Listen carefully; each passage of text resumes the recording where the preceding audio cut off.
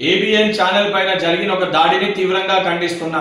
వాస్తవానికి ప్రజలకి నిజ నిజాలని తెలియజేయడానికి ఎన్నో కష్టాలను ఎదుర్కొంటూ ప్రజలకి వాస్తవాలు ప్రజల దృష్టికి తీసుకొని వచ్చి ప్రజల గొంతుకై ఏదైతే న్యూస్ ఛానల్స్ పనిచేస్తాయి. మాకు కూడా కొన్ని నచ్చని న్యూస్ ఛానల్స్ పేపర్స్ ఉంటాయి. కానీ నచ్చని పేపర్స్ అని చెప్పి దానిపైన దాడి చేయడము, దానిపైన ఏదైతే ఇష్టం ఉన్నట్టు వివరించడం అనేది సరైన విధానం కాదు. ఈ రోజు బీఆర్ఎస్ పార్టీ కార్యకర్తలు ఏబిఎన్ ఛానల్ పైన చేసిన దాడికి తక్షణమే ప్రజాస్వామ్యాన్ని గౌరవిస్తే కల్వకుంట్ల చంద్రశేఖరరావు గారు బహిరంగ క్షమాపణ చెప్పాలి. ఆ ఛానల్ యాజమాన్యానికి ఎవరిపైన అయితే దాడి జరిగిందో ఆ దాడిని ఖండిస్తూ ఆ సంబంధించిన వ్యక్తులని పార్టీ పరంగా శిక్షిస్తూ దానితో పాటు ఆ ఛానల్ యాజమాన్యానికి బహిరంగ క్షమాపణ చెప్పాలని చెప్పి డిమాండ్ చేస్తున్నా. ఏబిఎన్ ఛానల్ పైన జరిగిన ఒక దాడిని తీవ్రంగా ఖండిస్తున్నా.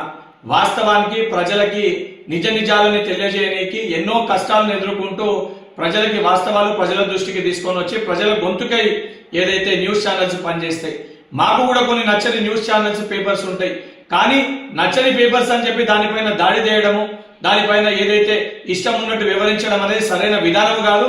ఈ రోజు బీఆర్ఎస్ పార్టీ కార్యకర్తలు ఏబిఎన్ ఛానల్ పైన చేసిన దాడికి తక్షణమే ప్రజాస్వామ్యాన్ని గౌరవిస్తే కల్వకుంట్ల చంద్రశేఖరరావు గారు బహిరంగ క్షమాపణ చెప్పాలి.